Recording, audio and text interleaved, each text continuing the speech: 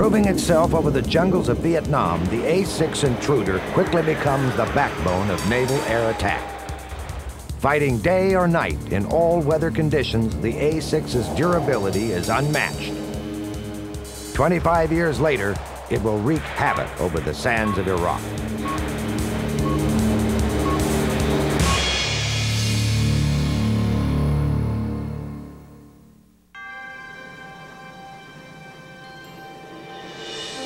Over 30 years ago, emerged one of the greatest airplanes ever to be deployed from an American aircraft carrier, the A-6 Intruder. Primary mission is day CQ, and secondary mission is day flight time.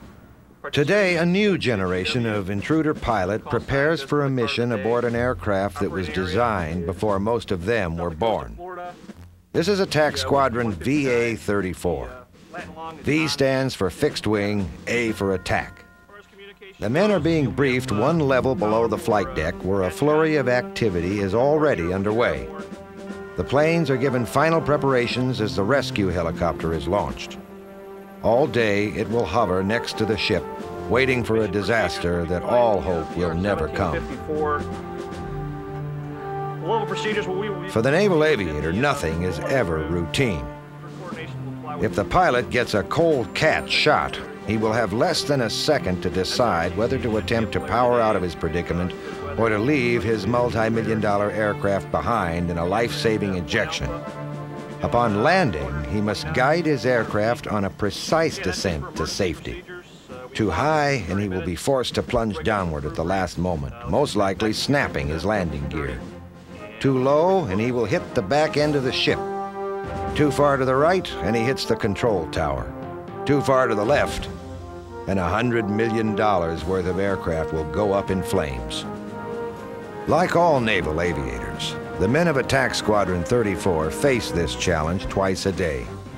But because they fly the all-weather A-6 Intruder, they are expected to carry out their mission even when massive waves come crashing over the 60-foot bow.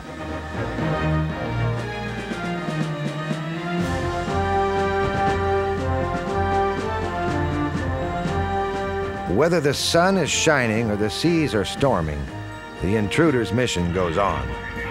All-weather and night attack is the mission of the A-6, and has been for 30 years.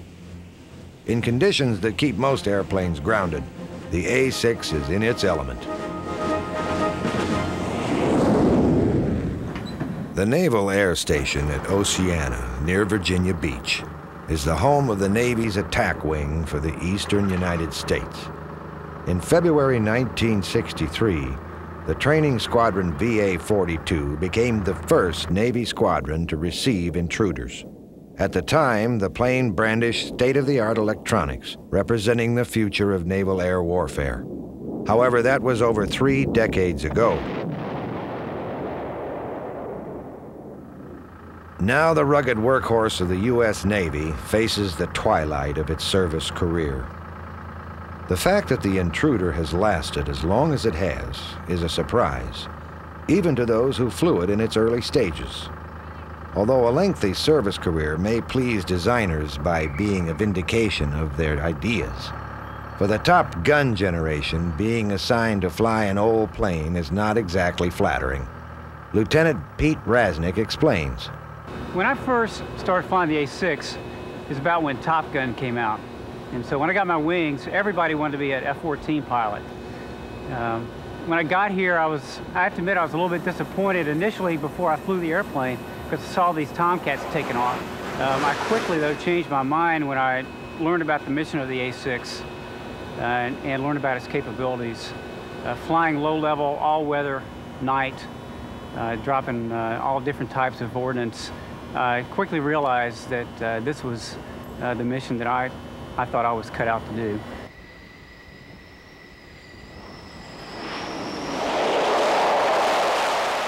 I was initially a little disappointed, but once I got here, saw the mission, saw what was involved, you get a real hands-on, get to see your results right away, the bombs hit the target, what have you. I feel like I'm more a part of the crew, sitting side by side. I feel like we're more of a team in the aircraft. I'll never forget my first flight. It was a low-level flight, and it was a real rush. We took off and flew for about 20 minutes at around 500, 300 feet above the deck at in excess of 400 knots, and it was just one of the neatest things that I had ever done. And I knew right away that that's what I wanted to do, was fly in an A6. Because Intruder crews fly the ship's oldest plane, they often take occasion to teach the pilots of the newer aircraft not to complain. It's not uncommon to have other aircraft types complaining about their old aircraft, especially the F-18 community. When we were on cruise, they were complaining about their old F-18s that were, 7 and 8 years old. And I looked at them and just laughed, because we were flying, our newest planes were only 7 and 8 years old. So those guys, they don't know what an old airplane is. We fly an old airplane. The A6 may be an old plane, but there are none who will question its effectiveness. In fact, 30 years after the first flight of the prototype, the venerable Intruder was again flying into harm's way. On August 20th, 1990, Iraqi President Saddam Hussein invaded Kuwait and declared it part of Iraq. What followed was the largest deployment of United States forces since the Vietnam War. Anticipating a further push into the oil-rich countries of the Arabian Peninsula, vast armies were gathering on the northern tier of Saudi Arabia.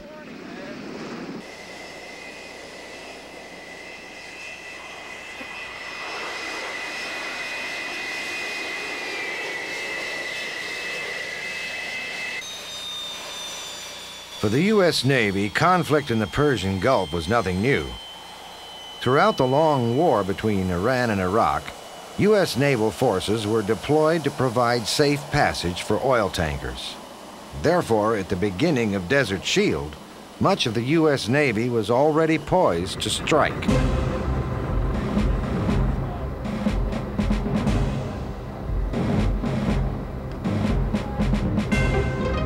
As the January 15th deadline approached, most of the world waited in uncertainty.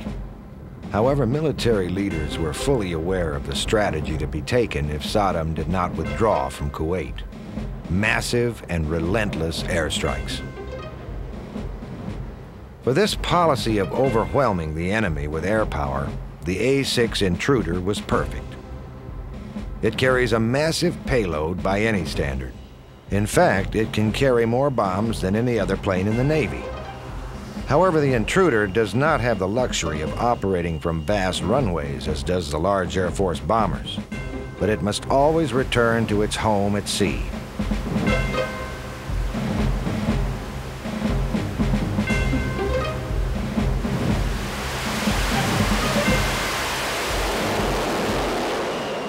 When January 15th arrived with no sign of capitulation on the part of the Iraqi army, President George Bush wasted no time in making good on his promise.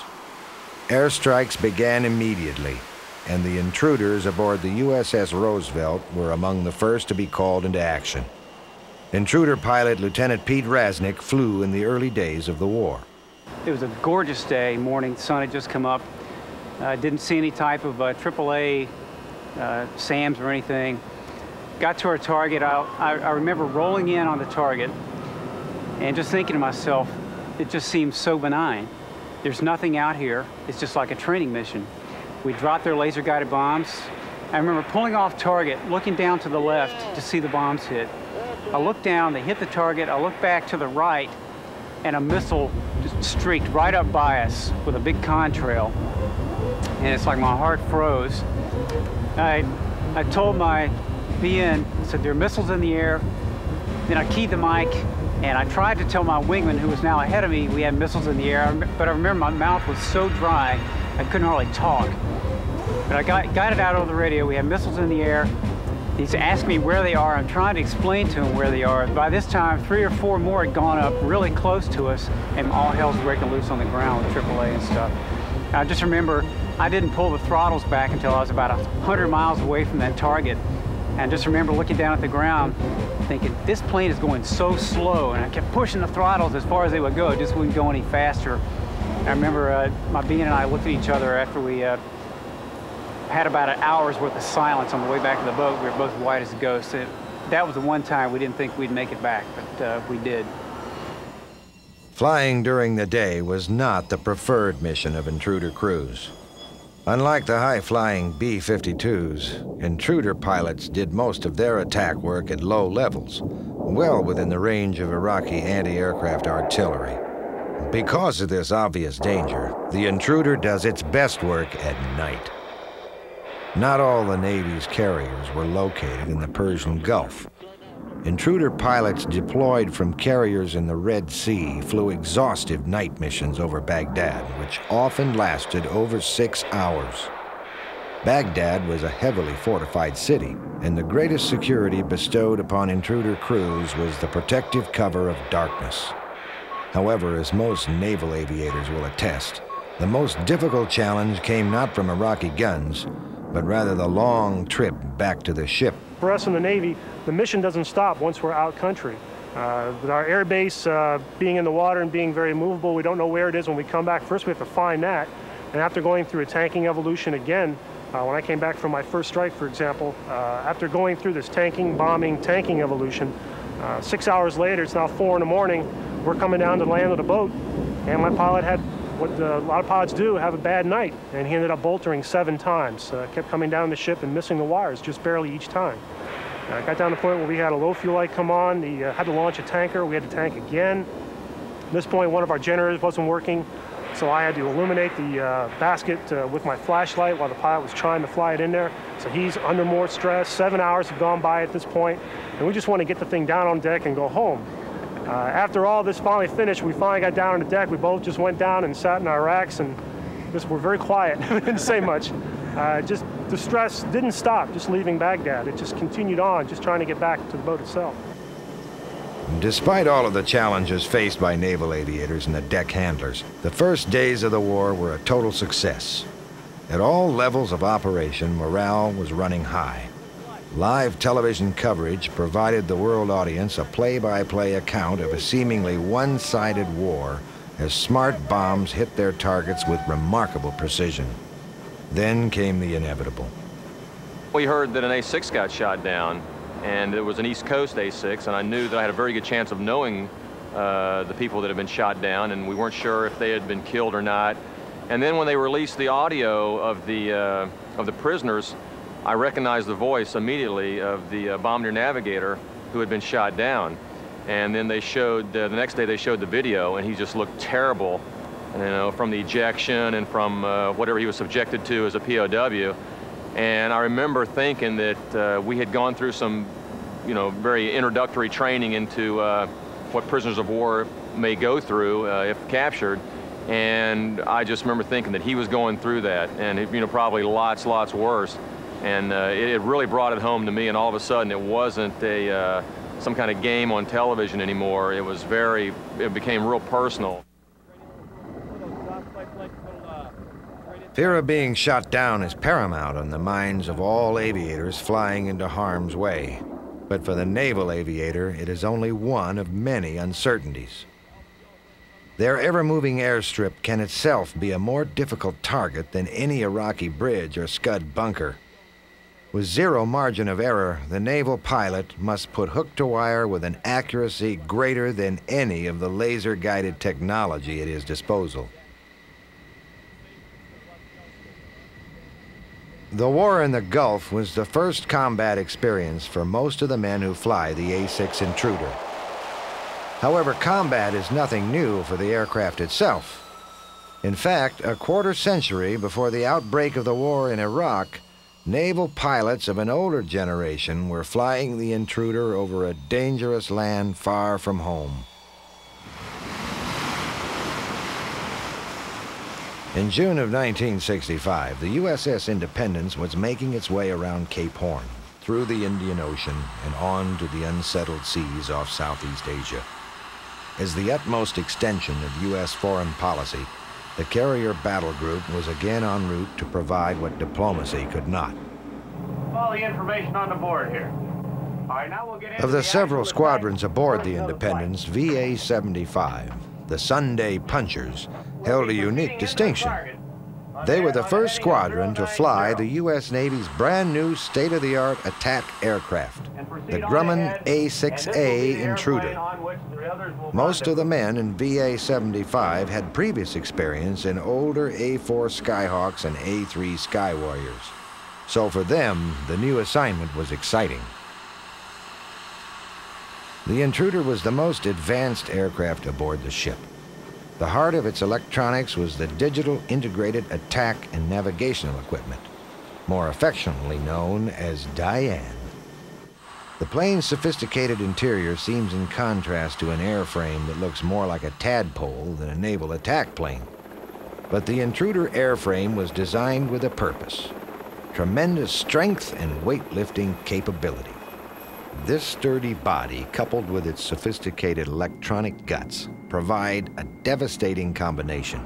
And on July 1st, 1965, the USS Independence steered into the wind, and the Intruder was put to the ultimate test. All Intruder attack missions in Vietnam involved many other support aircraft. The Grumman E-2 Hawkeye kept everyone aware of the presence of unwelcome MiGs. Any MiGs in the area became the responsibility of the mighty F-4 Phantom. The Intruder has absolutely no air defense capability, making it highly vulnerable to attack from an enemy aircraft. Therefore, an Intruder never flies into combat without fighters in the vicinity.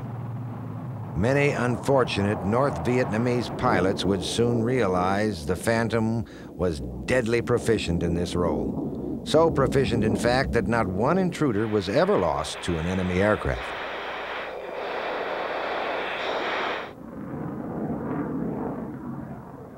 For all naval aviators, crossing the beach is the most symbolic stage of any mission. They are the fullest extension of naval power, attacking always from the sea. Part pilot, part pirate, they come ashore, taking the land by storm, only to return to an unlikely sanctuary that is their home upon the sea. Even when a naval pilot finds his aircraft crippled, he will make every attempt to get back to the safety of the ocean, where he can be assured that his fellow sailors will pick him up only minutes after he hits the drink. As the Intruder hurtles toward the target, the pilot must already be considering the most important step of all: crossing back over the beach.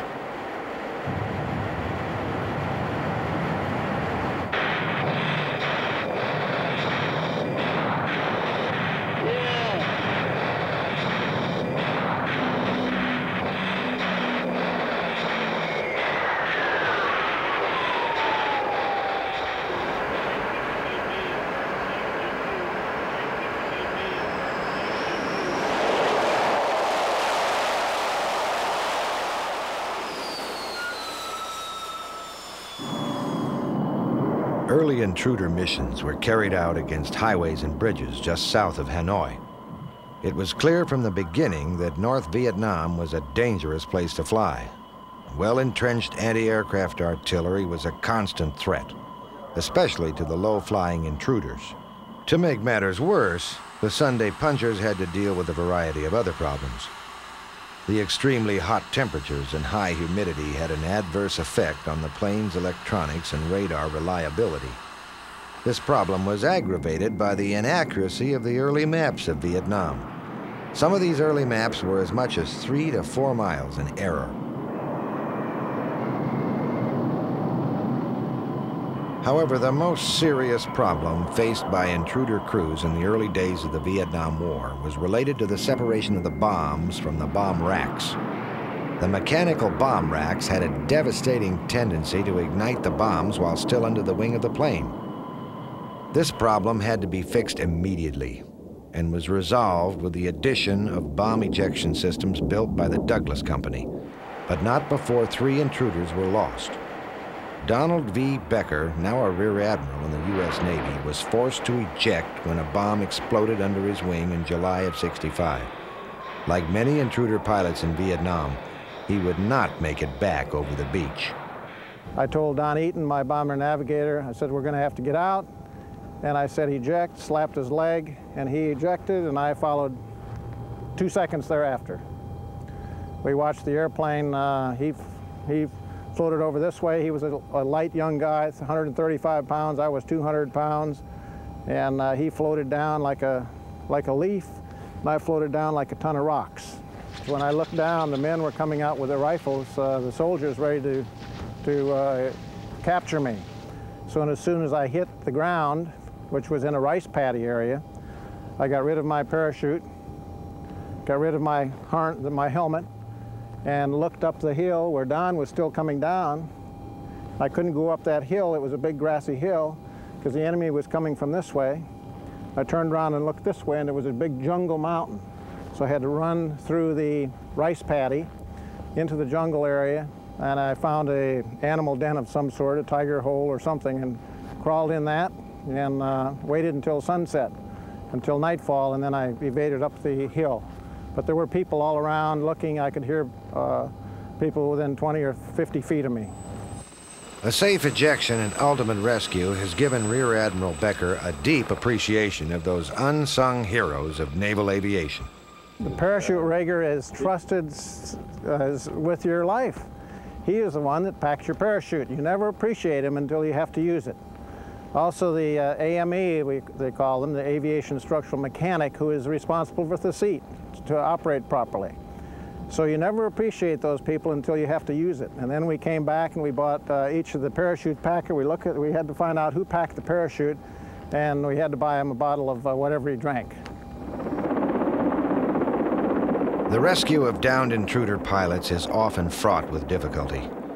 On one occasion, a Marine A-6 pilot was on a bombing mission over the Ho Chi Minh Trail when a surface-to-air missile crippled his plane. The bombardier navigator was killed, and the pilot was forced to eject into the inhospitable jungle below. North Vietnamese troops, aware that the pilot was present in the area, awaited the arrival of the rescue team in the hopes of striking an even greater blow to the Americans. The rescue force knew a bad situation when they saw one. Enemy troops had enveloped the pilot on 3 sides, and they needed him to travel east before he could be safely rescued. However, the problem was how to relay this message to the pilot without it being intercepted by North Vietnamese listening to the same radio frequency. Then one of the rescue pilots came up with an ingenious solution. He created a message that only a naval aviator could understand. The message stated, "We think you need a cat before we can give you your trap. The wind is in the first 3 of your SSN. Cyclic ops is now. Do you understand?" The message simply stated that the pilot needed to catapult to a new location before he could be trapped, meaning to be safely rescued. The first 3 digits of the downed pilot's Social Security number happened to be 090, which is due east, the direction the rescue forces wanted him to go. After 4 days in the jungle, the young Marine pilot was finally rescued.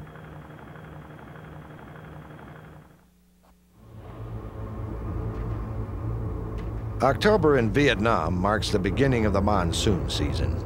It was during this period of blanket cloud cover and torrential downpours that the Intruder had its first chance to truly shine. Enemy troops, once given a reprieve from air attack when the monsoon rain set in, could now expect to be hit in the worst of all weather conditions. The bad weather capability of the A-6A came both from the strength of its airframe and the power of its electronics. The digital navigational equipment gives the pilot and his bombardier navigator a clear view of the terrain on an onboard display screen deemed almost space age in 1965. On a sunny day, this display is almost redundant, but in bad weather, it gives the Intruder crew a powerful advantage. Deeply enshrouded in a thick layer of clouds, the Intruder is in its element. Hurtling headlong through the monsoon rains, the bombardier navigator fixes on a target that the 2 men will never see with their own eyes. The Intruder is not a very fast aircraft, and its unelegant airframe has given it the dubious distinction of being the ugliest plane in the Navy. But it is incredibly strong, and it is capable of withstanding a beating that would knock most other conventional military planes from the sky. The heart of the Intruder's strength comes from a box beam that is milled from a solid block of aluminum alloy. In a manner of construction one would associate more with a house than an airplane. This solid beam passes from one wing through the fuselage to the other wing and is what gives the plane its strength and ability to carry such a massive load of bombs.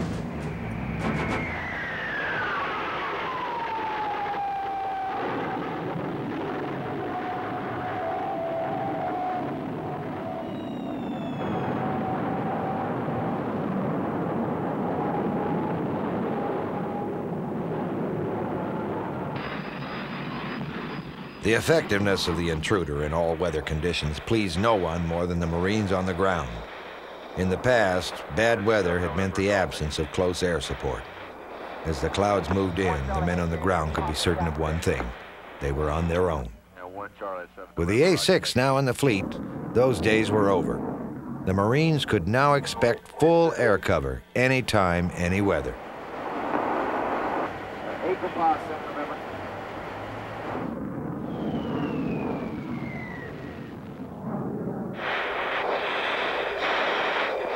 The all-weather capability of the Intruder was no accident, but was rather the result of the lessons learned in an earlier conflict, the Korean War.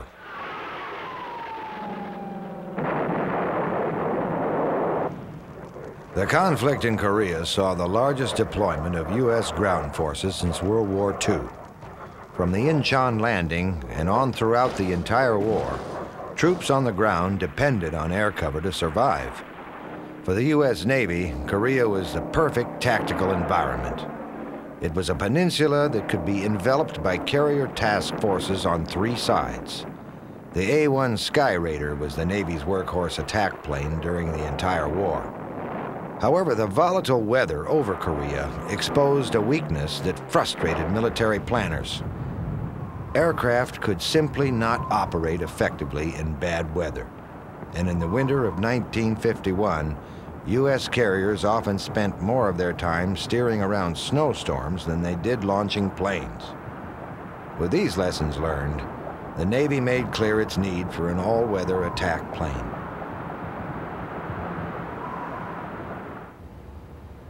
The Grumman Corporation, no stranger to naval aircraft, joined the host of other manufacturers in an intense design competition. In 1957, they built a full-scale mock-up of their prototype, and a year later, they were given a $100 million production contract.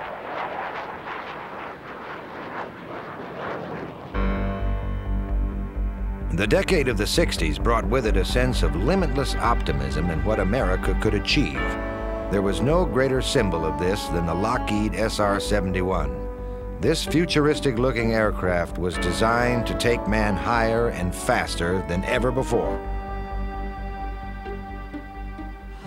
In contrast to the sleek SR-71, the A-6A Intruder is a study in practicality.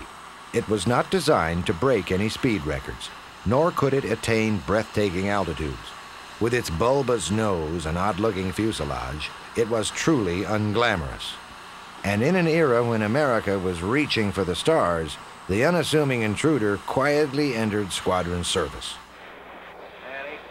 However, over the cloud-covered mountains of North Vietnam, the Intruder was anything but quiet. During the monsoon season of 1966, it flew 40% of all combat missions for the Navy.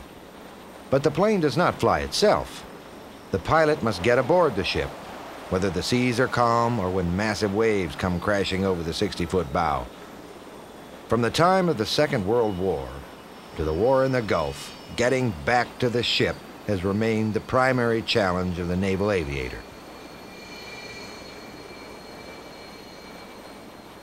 Standing on the deck, I've seen some pretty colorful stuff in bad weather.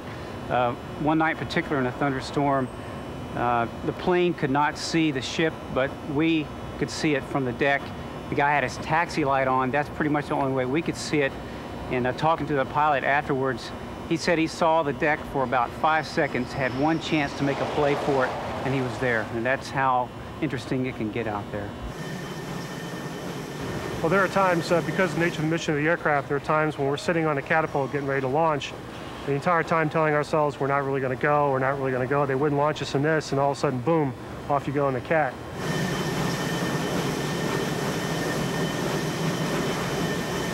We were working off the coast of Puerto Rico one night in workups for our cruise, and it was a dark night, like it always is at the ship, and we ran into a thunderstorm. So we knew what was coming for us, and when it was our turn, we got to the point where we were supposed to call the ball, and we had to call Clara, meaning we could not see the landing environment, we could not see the ball.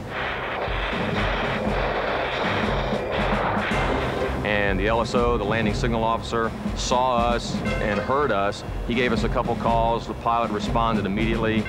And about 5 or 6 seconds later, he finally saw the ship. I never did see the ship.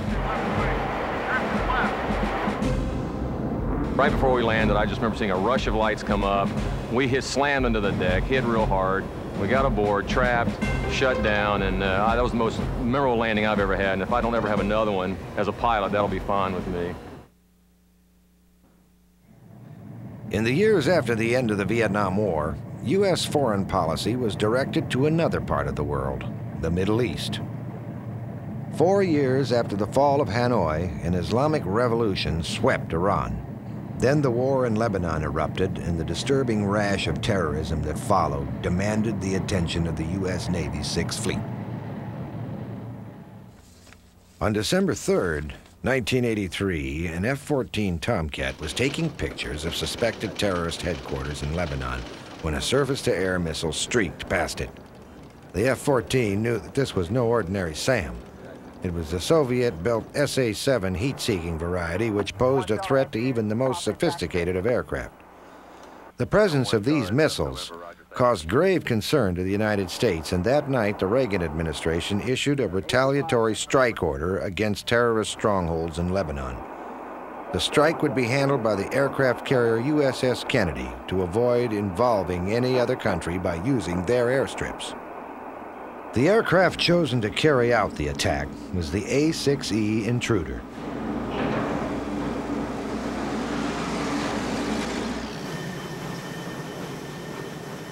For reasons that have never been fully explained, the assault was ordered to take place in broad daylight. Not an auspicious environment for the nocturnal intruder. What is even more bizarre, however, is the attack was scheduled to begin at 7 a.m.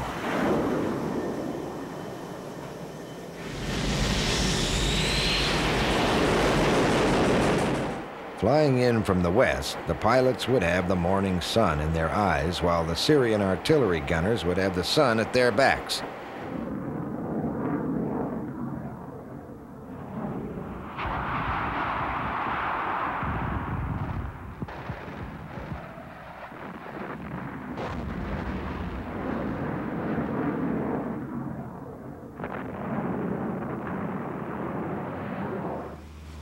One of the intruders would never make it back to the ship.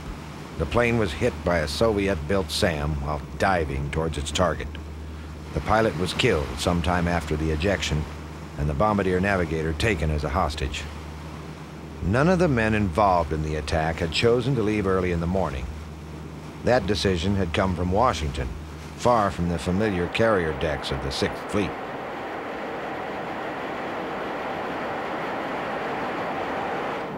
Whether or not the attack on Lebanon would have been more successful had it been carried out at night is a matter of history.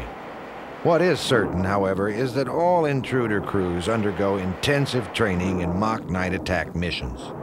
For an aviator in training, these night missions can be a hair-raising experience. Pilot Pete Rasnick remembers taking a new bombardier navigator on his first night flight through the mountains. We're down in this valley in West Virginia with mountains going up both sides, and all you could see really was the black silhouettes of the mountains on either side of the airplane, and really nothing in front but a few maybe small lights on the ground. And we got down in there to the lowest altitude we're allowed to go at night, and this squadron in. I said, hey, look outside, see what this looks like. It's the first time he'd ever done that. And he had his head in the radar hood. He said, no way, I'm not looking out there. I did it once, I'm not doing it again. Weaving through mountain valleys at 300 knots in total darkness is clearly an unnatural experience. Over the years, the A6 community has developed ways of making night flights easier on the crew. Pilot Greg Buck explains one of these innovations. These are night vision goggles. They basically take a spectrum of light that's not visible to your naked eye at night and amplify it around 30,000 times. Makes the horizon appear, makes mountains appear, trees, whatever. Basically does not turn night into day, but it makes us able to see much of the ground at night. Hold this for 1 sec. This is how you put them on.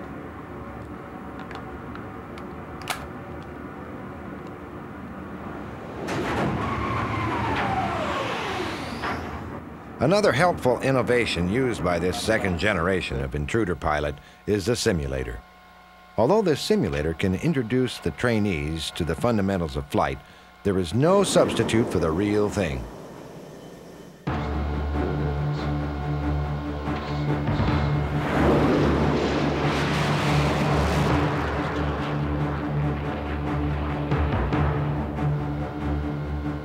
This flight simulator, located in Oceana, Virginia, consists of an authentic A6 cockpit placed in the center of a perfectly spherical room that provides 360 degrees viewing surface.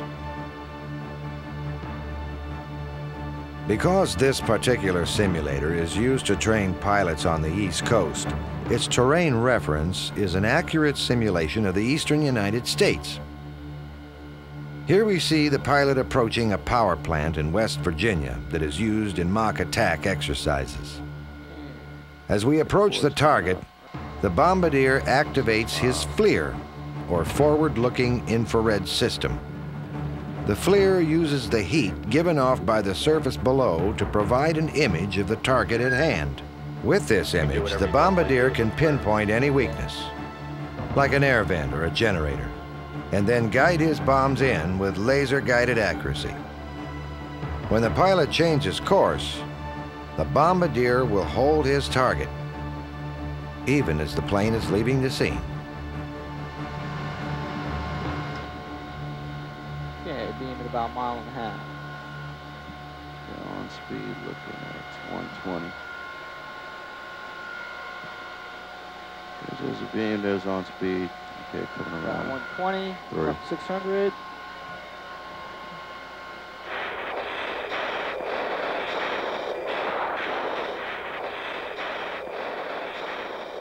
As with real Navy flight operations, the carrier landing is the most difficult stage of this simulated flight. However, a mistake on the simulator simply results in more training. In reality, the smallest mistake means disaster. Coming through 400.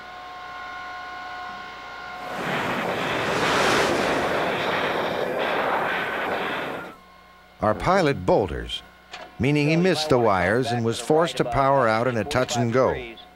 To boulder is not uncommon for naval pilots. If the pilot is coming in too high, it's better to miss the wires altogether than to try to plunge downward at the last second. The greatest cause of carrier accidents results when a pilot overcompensates downward in a desperate effort to catch the wire. Power, wave off, wave off! On this attempt, our pilot gets aboard with a perfect 3-wire.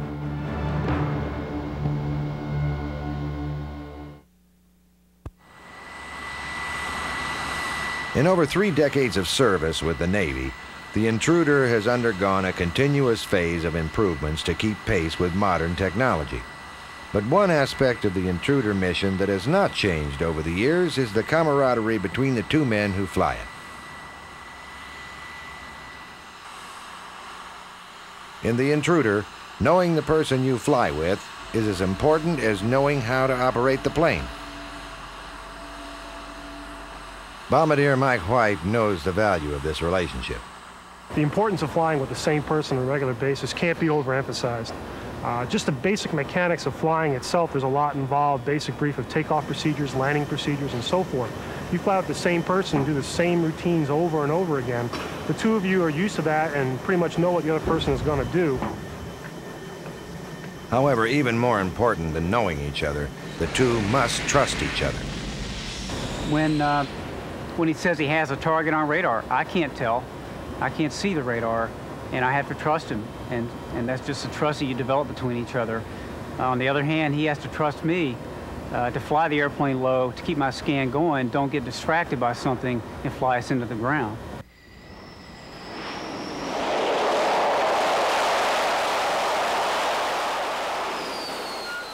Trust is paramount in this aircraft, and the designers took that into account when they designed this aircraft by having us sit next to each other, and we'll fly down 200 to 500 feet in mountain valleys in the pitch black, and that elicits a lot of trust between the two, because I can't be looking at the radar and he can't be watching exactly what I'm doing.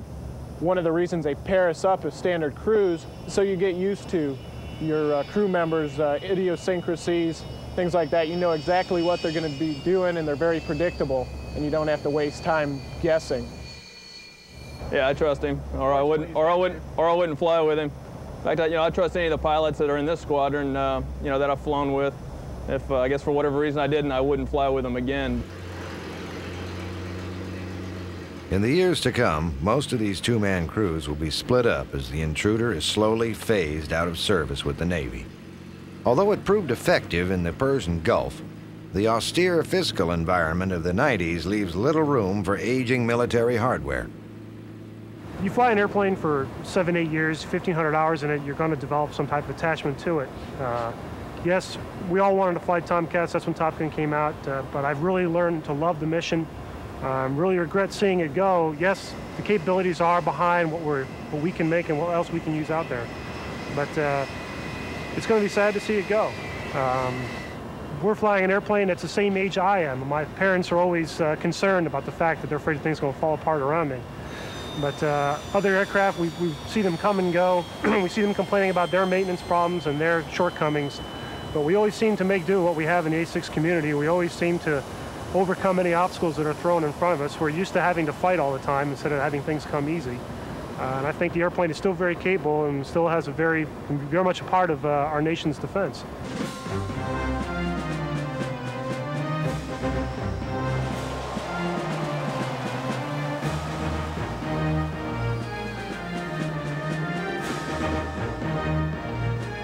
Conceived by the lessons learned during the Korean War, the Intruder will soon join its retired shipmates in the silent graveyard, located in the hot, dry desert of southern Arizona, very far from the familiar pitching deck that has been its home on the sea for 2 generations of naval flyers.